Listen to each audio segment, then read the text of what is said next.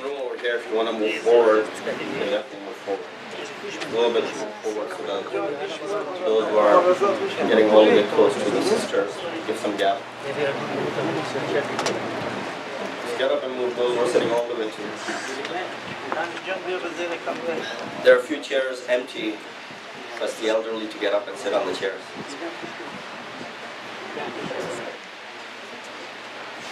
رحم الله من قرأ سورة الفاتحة. بسم الله الرحمن الرحيم.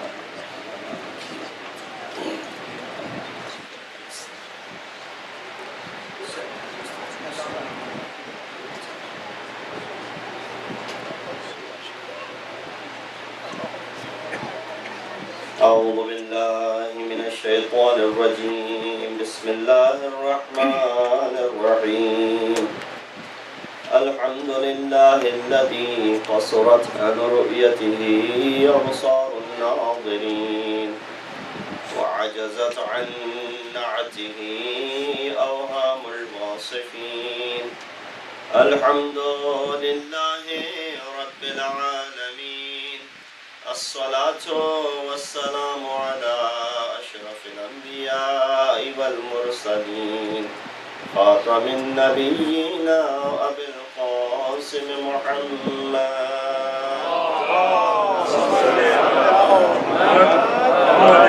أهل بيته الطيبين الطاهرين المعصومين الذين أذهب الله عنهم الرجس وطهرهم تطهيرا.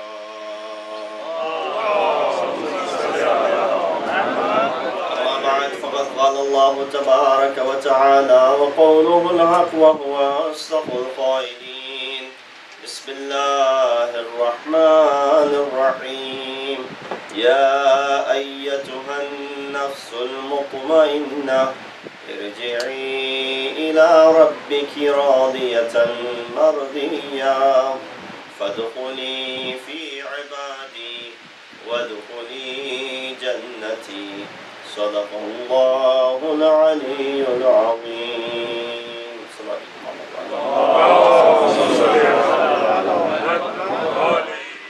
السلام عليكم ورحمة الله وبركاته. The verses that I've been reciting are from Surah Fajr, chapter number 89 from the Holy Quran. The last 4 ayat, number 27 to number 30. We've been doing a little bit of tafsir of these ayat as we go along with our discussions every night, deriving lessons from Ashura. While there are many lessons that we could address in these many nights that we have, there are definitely certain lessons that are more relevant and more applicable to our communities and our societies. And that's why I carefully chose only those which will be more relevant, although Ashura cannot be limited to only these few subjects. When we look at this surah, which begins with an oath, with a qasam, Allah subhanahu wa ta'ala begins this surah by saying, Wal Fajr. As is the case with many of these shorter, smaller surahs in the 30th juz of Quran that begin with some sort of qasam. We recited few verses from Surah Balad, chapter 90, which said, La uqsimu bihadal balad. This chapter begins by saying, Wal Fajr. And similarly, you have many chapters in Quran that begin with some sort of qasam and some sort of oath. In fact, if you look at that, Allah subhanahu wa ta'ala has taken an oath by all of the different timings that are there for the day. So for example, you have Wal Fajr, which is the morning prayer. Then you have Wal Layl, you have Wal Asr, you have Wal Nahar, you have Wal Subh, you have Wal Duha. And all of these different times of the day have been taken an oath by Allah subhanahu wa ta'ala. that only highlights the aspect that how important time is. Time is money. Time is essence. The essence of this time is sometimes we don't realize. And if you could, the elder generation over here would understand this concept better. That back home, we didn't have these stores where they sold ice. There were usually people with big blocks of ice. They would go around in neighborhoods, they were selling ice. I remember back in Pakistan, there were people, with that ice, they would go around on their carts and they would sell. So the person would read and he would request people, "Irhamu man yadubu ra'su malih." Have mercy on the person whose investment is melting away. Because if you don't buy this in time, all I'll have is what? Melted ice, which is no good, which is just water. And this hot weather, you need ice, and therefore buy it before it melts away. This is all the capital that I have. This is all the investment that I have. And if this investment is gone, I will not be able to earn anything. So, irhamu man yadubu ra'su malih. Have mercy on the person whose investment is melting away. Guess what? Our times and our lives is also an investment. And every single day this investment is going toward its, end. And it will perish one day. Therefore one must consider and understand the value of time.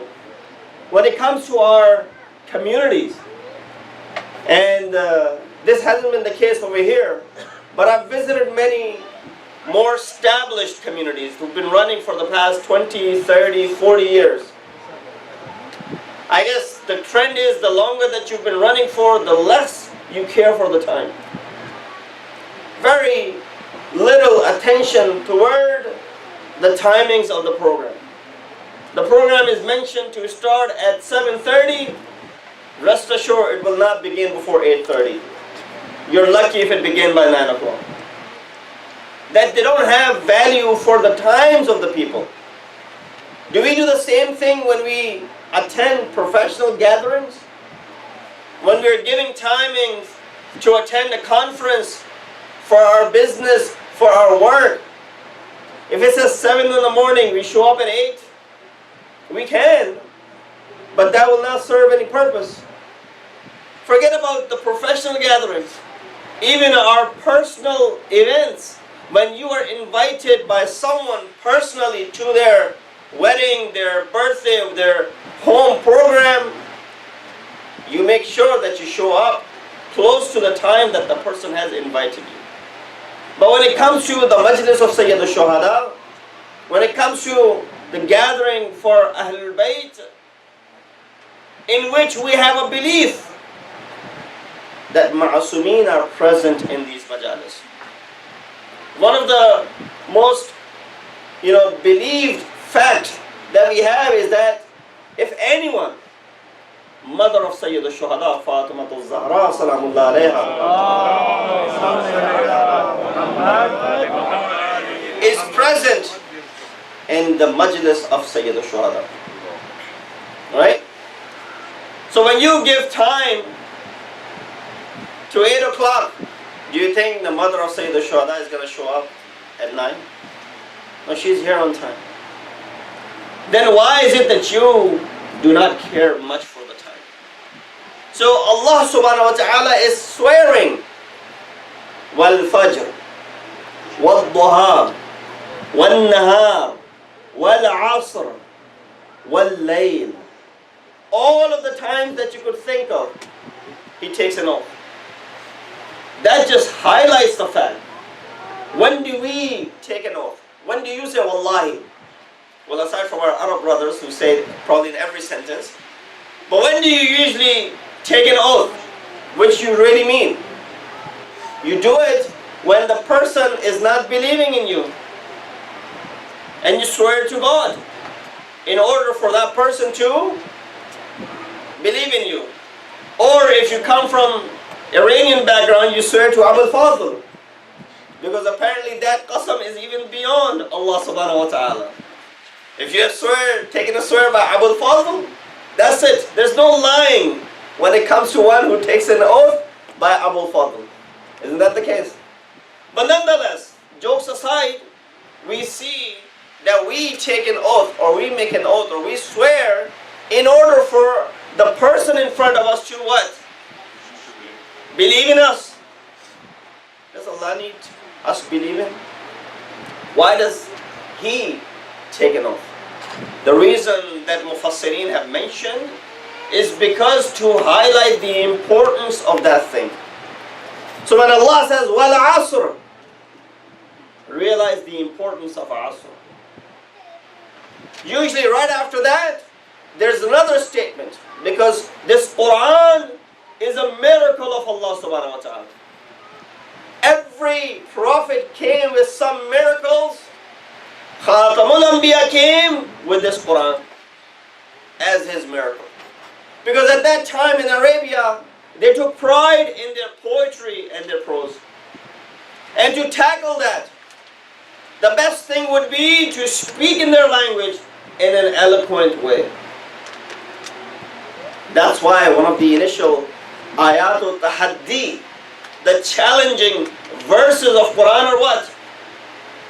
قُلْ إِن كُنْتُمْ فِي رَيْبٍ مِّمَّا نَزَّلْنَا عَلَىٰ عَبْدِنَا فَأْتُوا بِسُورَةٍ مِّثْلِهِ وَادْعُوا شُهَدَاءَكُمْ إِن كُنتُمْ صَادِقِينَ. That if you have any doubt of what we have revealed unto our abd, our servant, then bring something like this surah or this chapter or this Quran, if you're truthful. And use all the help that you have to.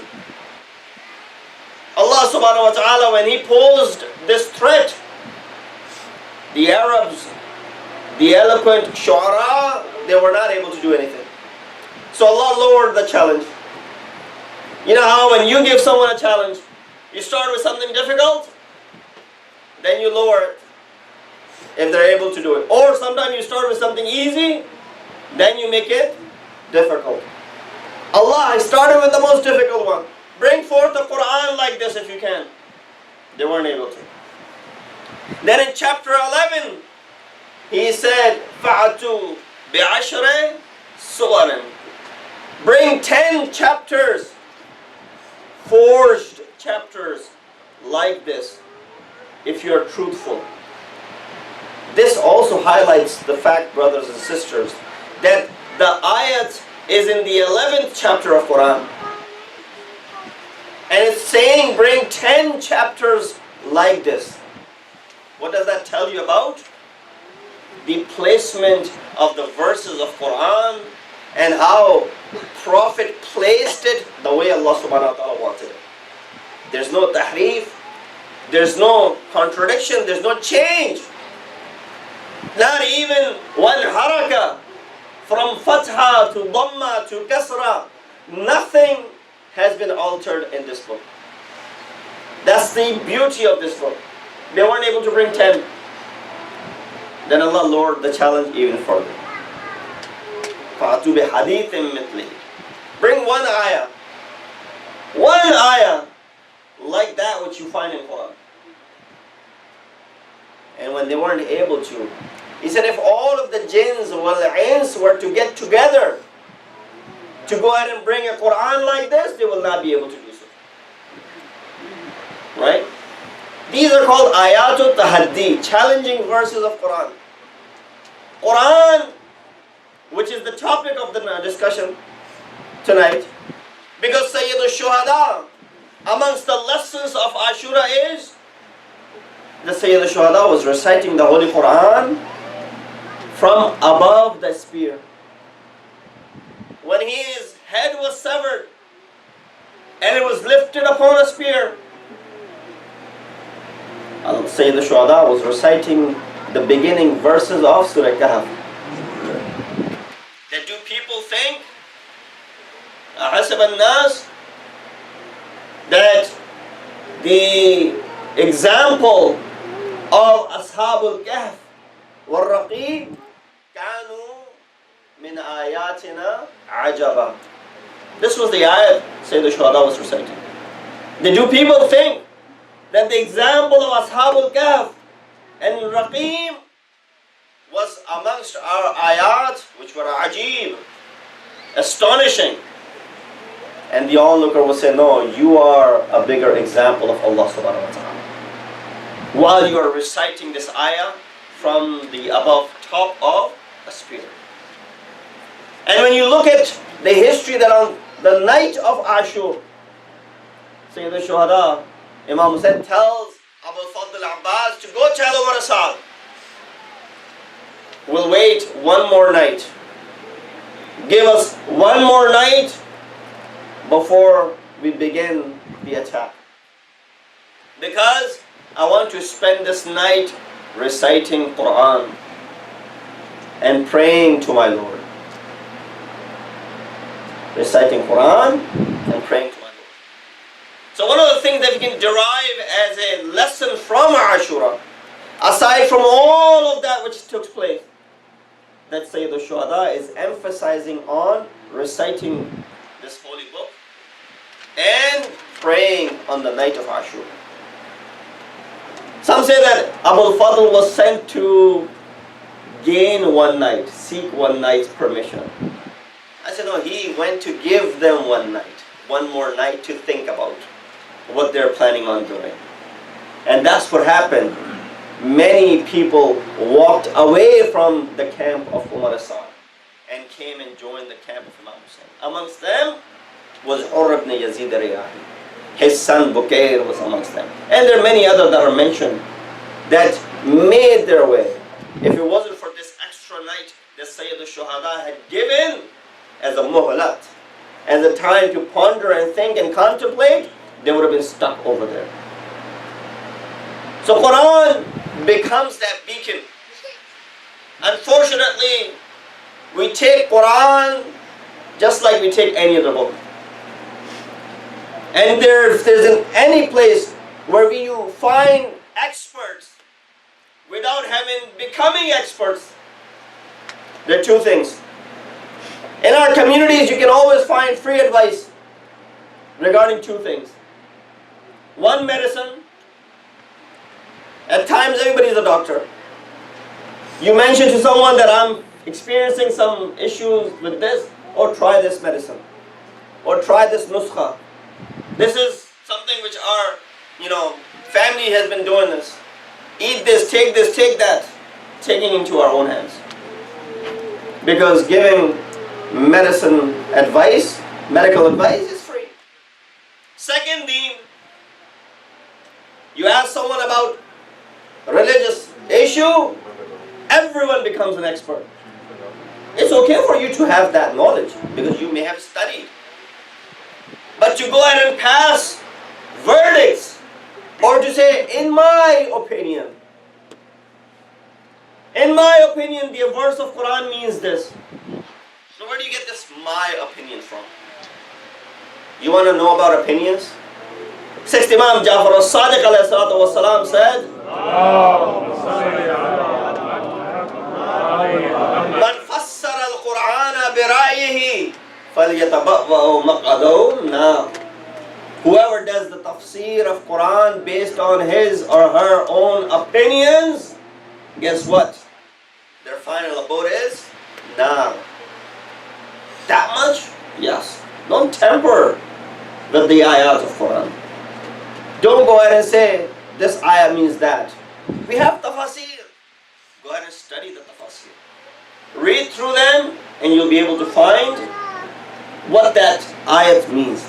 But unfortunately, Quran is not utilized properly.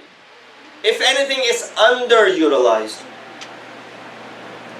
It's only used when we want to recite it during the month of Ramadan. It's only used when we have a death in a community and you want to use it to recite Surah Yasin. It's only used when there's a wedding and you want to give this as a gift to the bride and the groom. or you want to make them walk underneath it. These are a few potential usages of Quran that we heavily utilize. And there's nothing to be proud of if we're using Quran only and limiting it to this extent. We have made this book to be Kitabul Mamat, while this book is Kitabul Hayat. It's not a book for deceased. This is a book for those who are alive. So when we study this book from that perspective, definitely that's what is expected from Allah subhanahu wa ta'ala as well. Sallu ala Muhammad wa ali Muhammad.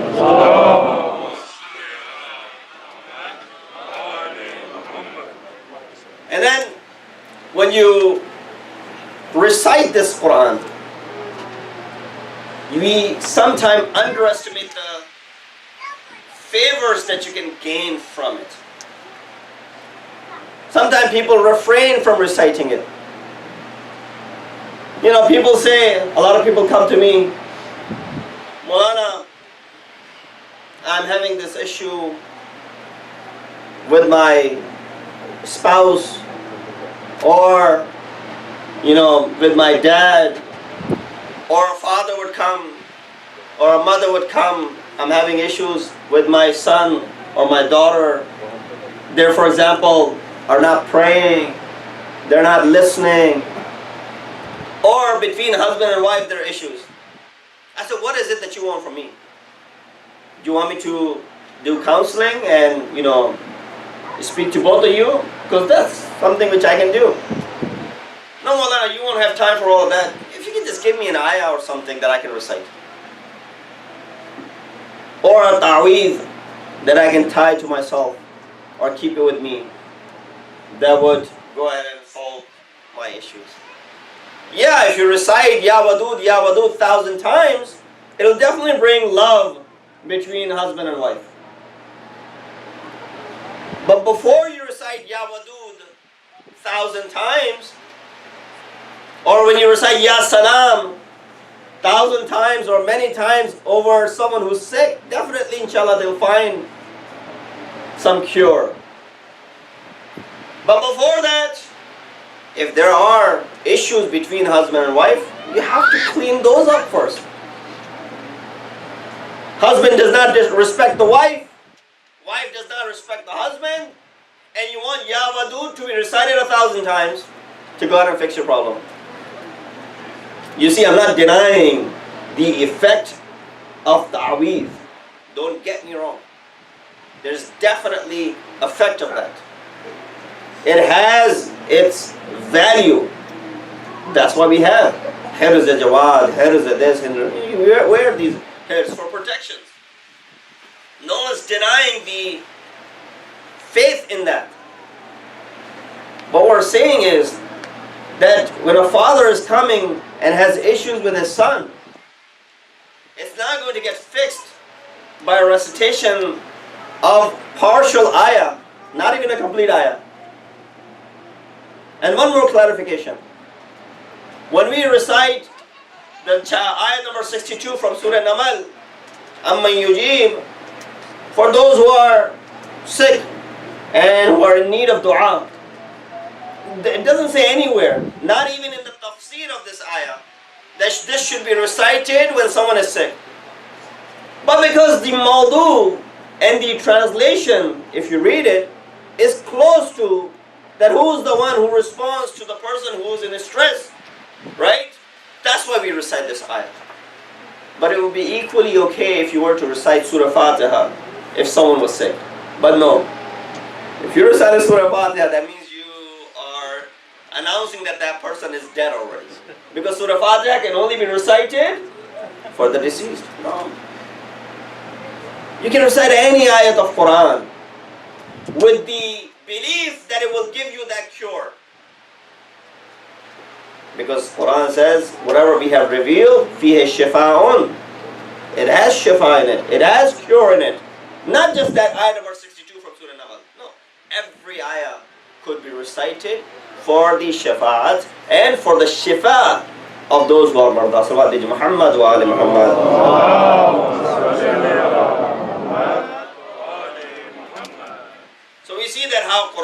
opens up. I know it's warm back there as well, so inshallah I'll try to be as quick as possible in my discussion. There are a lot of people, when they start assuming things from the verses of Quran, then they run into the issue of contradictions in Quran. That you put two ayat together, or better yet, a lot of people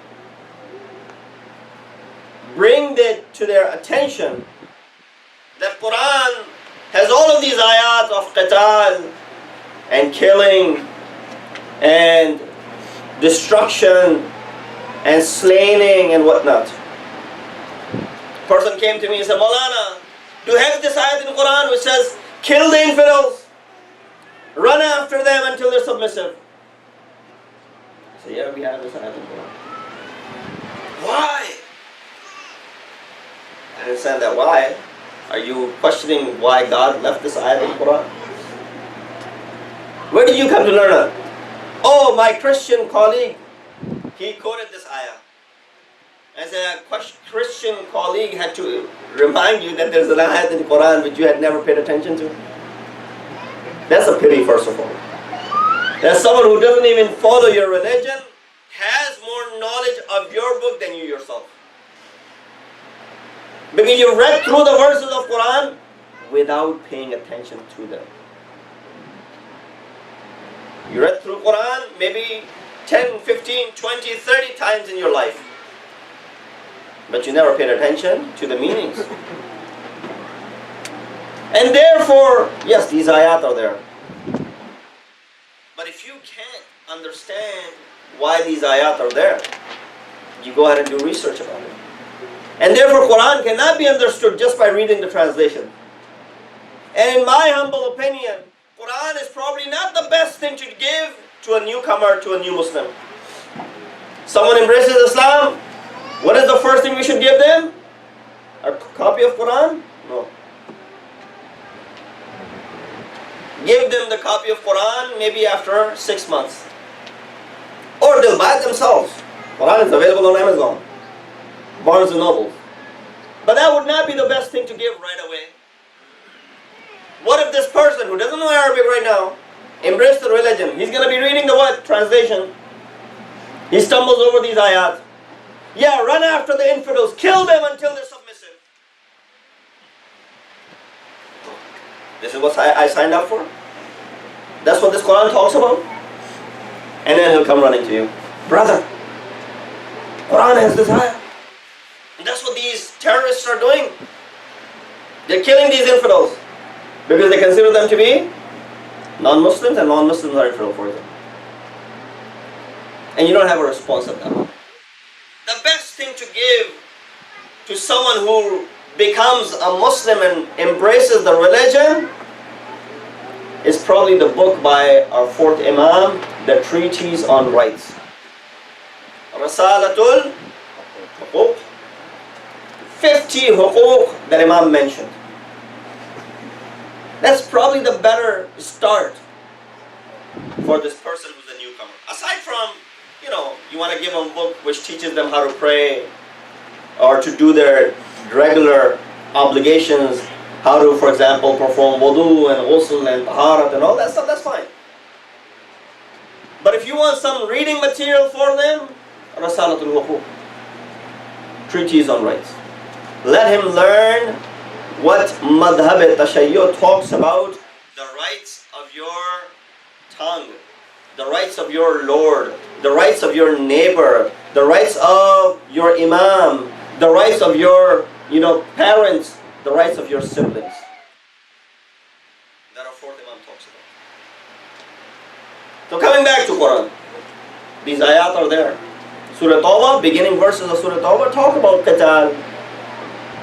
But these people will only focus on ayat of qital, the verses of qital, the verses of killing, because they want to bring out controversy from Quran. The reason is these ayat are there to begin with.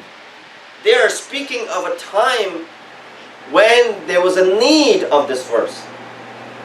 when the Muslims of Medina had made a peace pact and treaty with the mushrikeen of Mecca, where nobody needed to carry any arms and they could move about freely as far as trade was concerned. At this moment, the Muslims were ambushed. Imagine these people, they were kicked out of Mecca. They don't have much to survive, as it is their hand to mouth. Now there's this peace treaty. They can easily go around, have trade and whatnot. And then they're ambushed. What do you think God's going to tell them? Oh, have patience. Relax. Don't worry about it. Is that what Prophet's going to tell them? No, they're already in this form. They want to go ahead and take revenge. So ayah was revealed. Run after these infidels. Take what belongs to you until they're submissive. But you can't take this ayah and then say, for until eternity, until Qiyamah, we can apply this rule to any infidel. No. Or anyone who fits this criteria of infidel. That's not what Quran is teaching you. That if anyone does not subscribe to your religion, you go ahead and take your lives. No. That's what Taliban think. That's what ISIS mentality is. That's what Al-Qaeda's mentality is. If someone does not subscribe to your ideology, you go ahead and kill them. So even if a Muslim does not subscribe to your particular ideology, oh ISIS, you're going to kill them? Yes. That's why you see the persecution of Shias in Iraq. You see the persecution of Shias in Afghanistan and other places. Syria. Because they don't subscribe to that particular ideology. Therefore, we're going to kill them. That's not what Quran is speaking about. This ayat is there, but you learn why it's there. Before I bore you out with all these discussions, there was a person by the name Ishaq Kindi who lived in the time of our 11th Imam, Imam Hassan al-Askari alayhi salatu wasalam.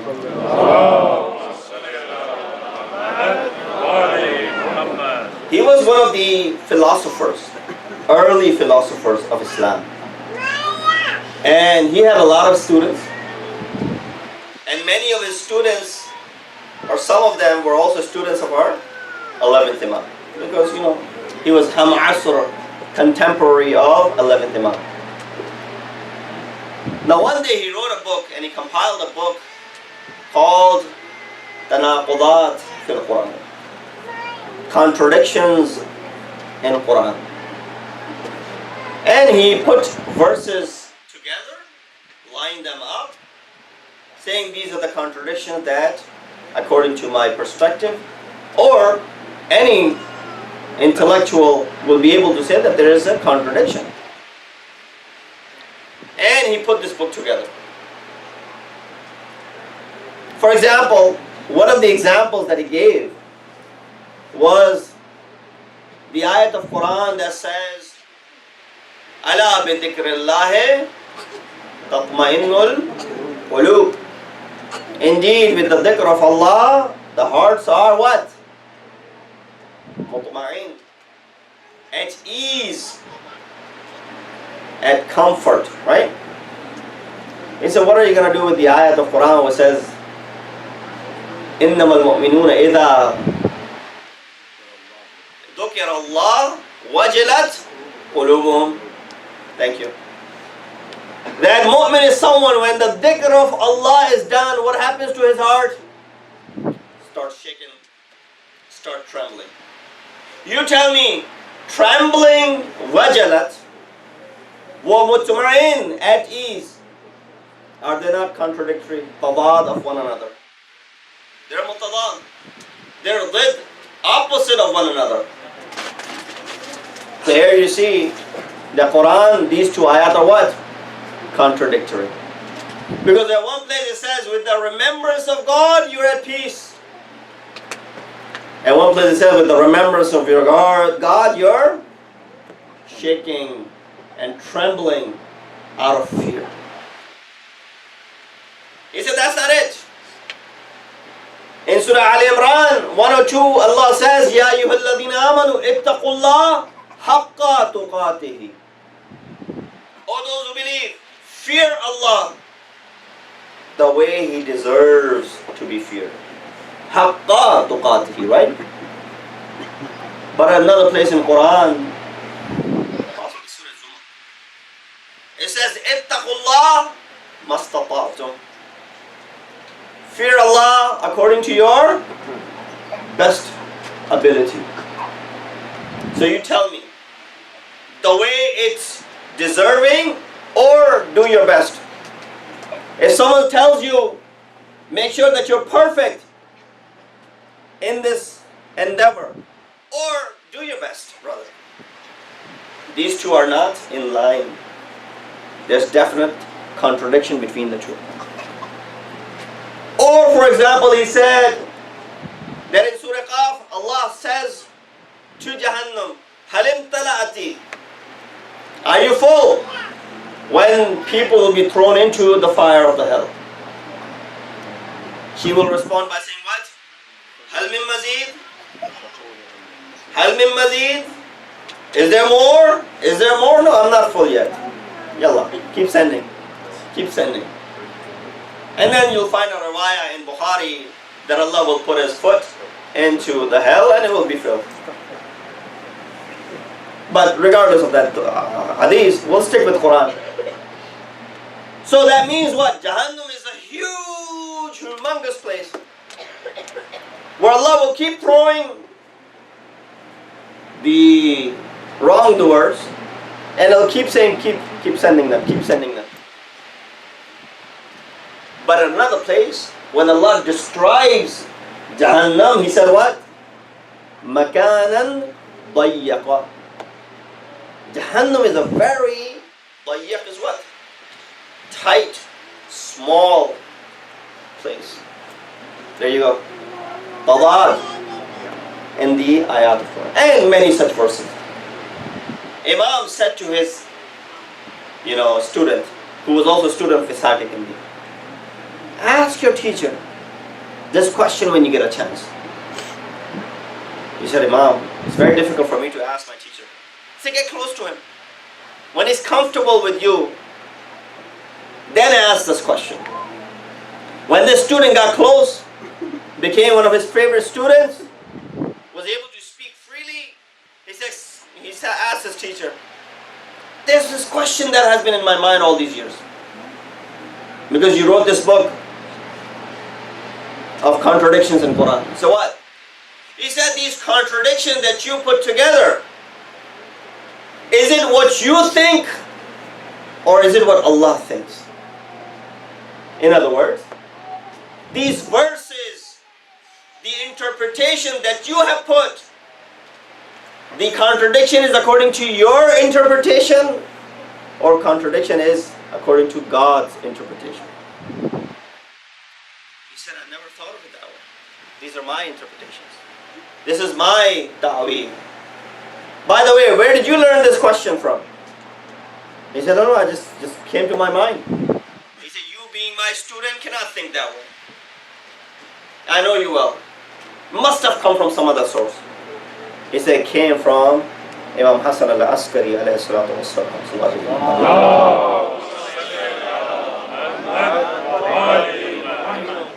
Right away he destroyed all his work. He said, what mistake am I making? This is my interpretation. God knows what His interpretation is. Why He revealed this ayah. What's the maqsad and the purpose behind this ayah? Any verse could have 70 different ways of looking at it, translating it. So this is my way of thinking. But those three examples that I gave you, I'll quickly, won't leave you hanging on those examples, what the answer would be, and inshallah we'll conclude. So when Allah says, Ala bi dhikrillahi tatma'innul qulub, and when He says, إِذَا ذُكِرَ اللَّهُ وَجِلَتْ قُلُوبُهُمْ, how do you draw parallel? How do you bring parallel between the two ayat? Example. Especially those who are young. Pay attention to this example. And then imagine if a child this center after the majlis ends. It's pretty dark, although there are a lot of street lights. But let's say you're walking back home. You're holding on to your dad's hand. There's this dark alley that you have to cross. Or even a portion of a little jungle, trees. If there's any fear in anyone's heart at that moment, because it's dark, it's night, there could be some dangerous animals, there could be potholes, there could be something which could be harmful. Who's more fearful, the child or the father? Mixed answers. Father. Child who's holding on to his dad's hands thinks that there's nothing that could affect him. He's got zero fear because he has someone whom he can rely upon. My dad is there. I don't have to worry about anything. It's the dad who will be worried at this moment for the protection of the son and for his own safety when he's walking through this dark alley. Child has complete trust in father's, ability. Trusts his father that he will not put me in any harm's way. The child has zero worry. Father has the worry. But imagine, before they walked out of the center, child was doing something wrong, mischievous. He was caught doing. Now they're walking back home. Guess whose heart is fearful right now? The son. Because he knows that his father saw him do that. And he's waiting to get home. And he'll get an earful. Or even beyond that. So he's trembling out of fear. Two situations. One place, one person is trembling or has any fear. The other, the child has it. Example for someone who's, our elders. Imagine that there is a physician, a cardiologist, who's done 100 successful open heart surgeries. Let's walk in the park for him. For patient, it's a big deal, but for him, it's another day at work, right? He's not fearful of anything. He's like, yeah, I know my stuff. So what if it's the heart? So what? I have to, patch a few things, cut a few veins from here and there, patch them up, and it's regular, normal stuff for me. And I've been doing it for the last 30 years. Nothing to worry about. But imagine today he has to perform this open heart surgery on the king, on a president, on marja taqleed, on imam of the time. All that experience of 30, 40, 50 years, now hands may be shaking. Because Taraf is now an important personality. So therefore, when you are obedient to Allah subhanahu wa ta'ala, and when the dhikr of God is done, you are at ease.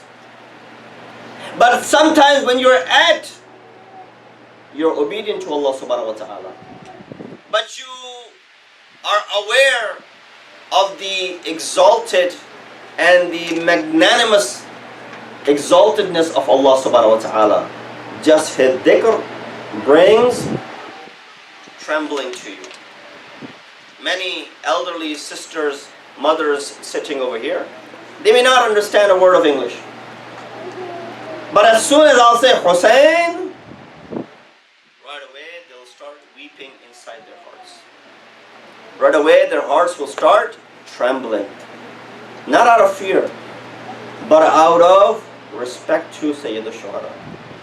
As soon as you hear the word Hussein, right away it brings all of those memories in your mind.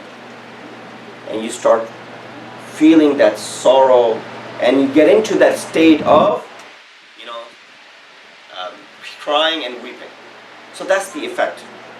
There's no contradiction.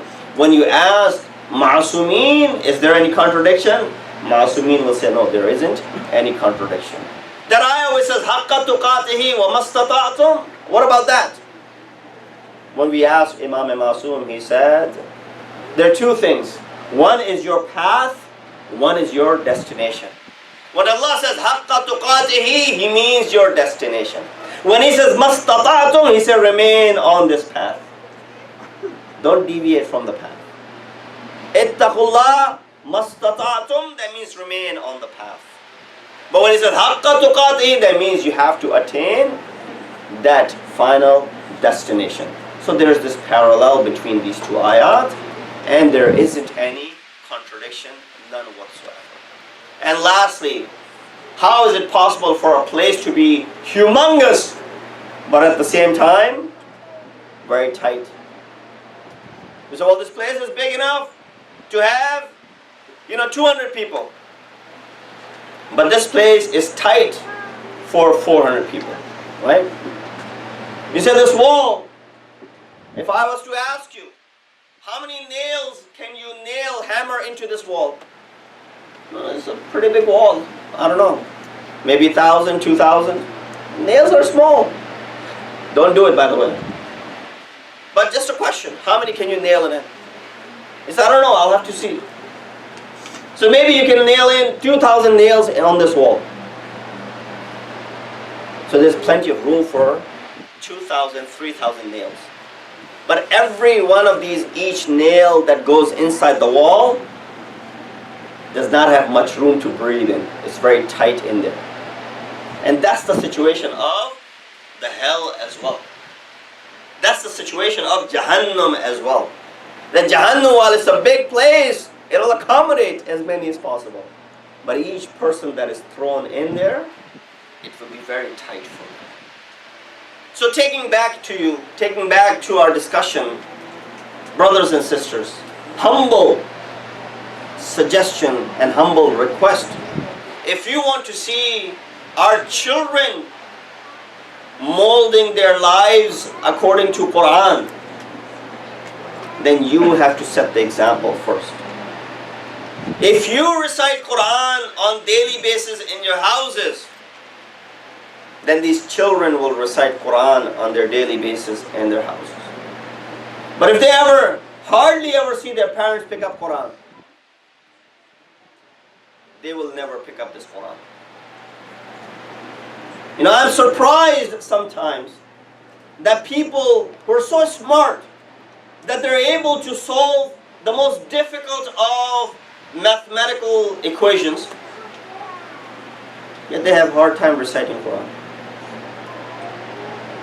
You tell them to recite Quran, and they forgot. We learned it, but now we can't. You're so smart. But yet, when it comes to the rest of it, it's just paying attention to it. Because of lack of attention, this Quran is neglected. And we don't want to be amongst those who neglect this Quran. Amir al-Mu'mineen, Imam al-Muttaqeen, Ali ibn Abi Talib alayhi salatu wasalam said, إن البيت الذي يقرأ فيه القرآن ويذكر الله عز وجل فيه, house in which Quran is recited and God is remembered. These are the effects. تكثر بركته. The blessings increase in this house. تحضره الملائكة. The angels pay a visit to these houses. تهجره الشياطين. The shayateen stay away from such houses. These are the effects. But when you have music blasting in your houses, you expect angels to show up in the house. You want barakat and blessings to increase. Think again. And then Imam did not stop over there. He said, تَهْضُرُهُ الْمَلَائِكَةِ تَهْجُرُهُ الشَّيَاطِينَ and تَكْثُرُ بَرَكَتُهُ, right? وَتُضِيءُ لِأَهْلِ السَّمَاءِ كَمَا تُضِيءُ الْكَوَاكِبِ لِأَهْلِ الْأَرْضِ. This house shines for the inhabitants of heavens the same way stars shine for the inhabitants of earth. When you look up at night time on the sky, what do you see? Stars are shining, right? When the inhabitants of heavens look down upon the earth, they see the stars, which are the houses in which Quran is recited. And then Imam said, إِنَّ الْبَيْتَ الَّذِي لَا يُقْرَأُ فِيهِ الْقُرْآنِ وَلَا يُذْكَرُ اللَّهُ عَزَّ وَجَلَّ تَقِلُّ بَرَكَتُهُ تَهْدُرُهُ الشَّيَاطِينَ. House in which Quran is not recited, God is not remembered, barakat start decreasing in the house. Malaika stay away from such houses, and shayateen gain access to these houses. So again, make a habit. Recite Quran. No, you don't have any excuse these days. Well, we're not in wudu. We don't want to pick up the holy book. We'll go ahead and go do wudu. But if you don't want to do wudu, you're too lazy for it, you have your gadgets, you have your phones, you have your, these tablets. And all of them have these apps for Quran. Recite 5, 10, 15 ayat on daily basis. You'll see the difference. I have run out of my time, but I would have explained some of the benefits of the recitation. Inshallah, maybe another night. Imam Hussein was reciting Quran from above this view. And that's the bigger miracle of Allah subhanahu wa ta'ala than Ashabul Kahf or Raqib. When Imam, that night, Imam announced the list of all the shuhada. I mentioned this last night as well. He either deliberately or forgot to mention the name of Qasim ibn Hassan. But when Imam assured him that no, you will be amongst the shuhada, he was satisfied. Next day, when Aun and Muhammad had already faced Maqtal and had already given their qurbani, this young son of Imam Hassan comes to Imam Hussein. A 13-year-old. He was born 2 or 3 years prior to the shahadat of Imam Hassan. Became yatim at the age of 2 and 3. But Sayyid al-Shuhada did not let him feel the pain and the burden of orphanage. Took care of him from a very young age. That's why one of the reasons he was so close to Sayyid al-Shuhada. And aside from that, Imam Hussein would see his brother, Imam Hassan, and Qasim. And when this Qasim comes to Imam Hussein, "Oh Ammu, I need permission to go to Maqtal." Imam said, "That means you want to walk to Maqtal for your death? You're asking me to give you permission to die? I can't give you that permission." It is mentioned that when Ali Akbar had asked Imam permission, son of Imam Hussein, inshallah we'll recite his Masa'ib tomorrow, when he had asked for the permission, Imam did not hesitate for 1 minute. He said, "Taqaddam waladi." Lest anyone says tomorrow, "Look, Hussein," when it came to his own son, he was deliberate. No, in Karbala, whoever went first was lucky, because they had to face least amount of time of hunger and thirst. Whoever went last, it was most difficult upon them. And that's why just imagine the calamity of Sayyid al-Shuhada, that he goes all the way at the end. And not only that, he's picking up the bodies of Shuhada from morning up until night. From the time Qital began, Sayyid al-Shuhada has been picking up the bodies of his companions. And now, his own nephews and his own children. Qasim comes back to his mother. He said, "Ammu is not giving me permission." Then mother of Qasim tells him that, "Remember that ta'weez, that necklace that your father had given to you. Open that up and give that to your uncle." Hazrat Qasim comes back. Imam Hussein looks at him. "Didn't I just tell you not to go?" He shows him this ta'weez. He said, "What is this?" This is the ta'weez from my father. Riwayat mentioned that when I read that ruq'ah, it was written in it that, oh, Aba Abdullah, I will not be there to do your nusrat, to help you, but this is my hadiyah, this is my fidyah, this is my sacrifice, this is my qurbani, please accept it. Ajrakum Allah. Imam Hussein said, "O Qasim, what have you brought? You have brought a death letter for yourself. I cannot say no to you anymore." And this is where Imam Hussein and Qasim hugged each other, and they wept and they cried for so long that they were unconscious until Zainab woke them up. Imam Hussein prepares Qasim, prepares him like a yatim, like an orphan, places Ammama on his head, has Tahtul Hanak on each side.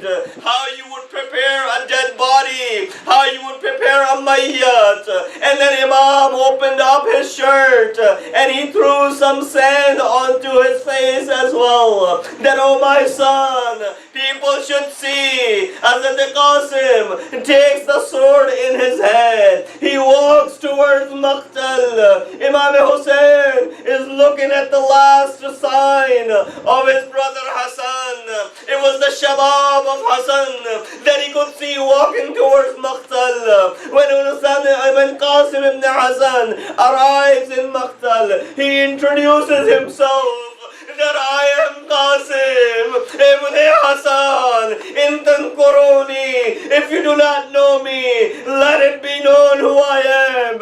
And he's 13-year-old. Ayn al-Shabab. He performs this jihad. And when he was performing, it says he killed close to 40. Some riwayat say 50 of those enemies. Until one enemy from the army of Umar Saad, he strikes Qasim on his head so hard that Qasim comes down to the ground. And he makes his way to the ground. He said, Ya Amma, Adrikni, oh my uncle, come for my nusrat, come for my help. Hussein hears this. He runs towards the Maqtal. Our prayer runs towards this victim. Imam comes close. As he was coming close, Imam is struck onto the hand of the killer of Qasim. That killer calls upon Umar Saad, help me. As soon as Umar Saad sends some horsemen, in this midst, Qasim's body was trampled by the horses. And by the time Hussein picked up Qasim, Riwayah says that either Qasim had broken into pieces or his body had stretched out so much that it was hanging on to the feet, that it was dragging its feet. And this is the last sign of Hassan. Oh Qasim, there's no beauty in life after you. ألا لعنة الله على القوم الظالمين وسيعلم الذين ظلموا أي منقلب ينقلبون إنا لله وإنا إليه راجعون. Oh Allah, please accept our ibadah tonight. Oh Allah, we've committed a lot of sins. Please forgive our sins. Oh Allah, deal with us on the day of judgment with your mercy and not your justice. Oh Allah, hasten the reappearance of our way to Imam. Make us amongst the helpers and the soldiers of Imam. Wa akhiru da'wana alhamdulillah rabbil alameen. Hussein, Ya Hussein, Ya Hussein, Ya Hussein, Ya Hussein, Ya Hussein, Ya Hussein, Ya Hussein, Ya Hussein, Ya Hussein, Ya Hussein, Ya Hussein, Ya Hussein, Ya Hussein, Ya Hussein, Ya Hussein, Ya